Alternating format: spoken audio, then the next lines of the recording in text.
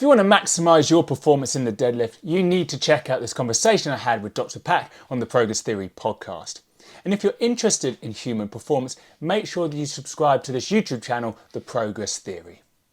I would recommend definitely doing some one repetition maximum specific work in the form of singles,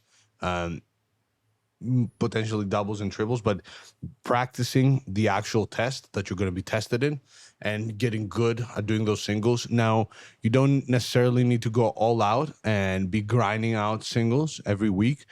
You could leave even 4+ reps in reserve. But I do think that being exposed to some heavy, grindy air singles may also help you get good at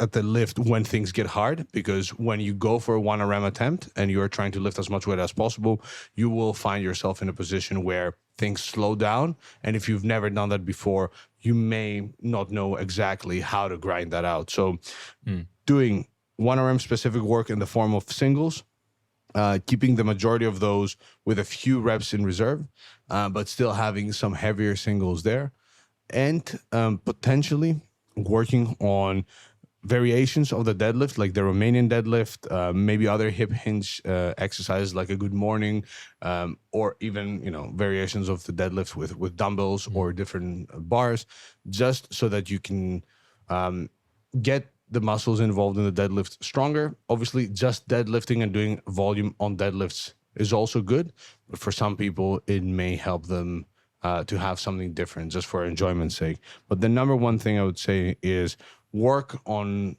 practicing the test and get really good at doing the deadlift, and obviously lifting heavy weights over time.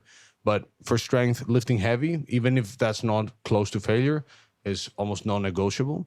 So practicing the test with heavy weights, not overdoing it and maxing out all the time, I think those 3 points are major.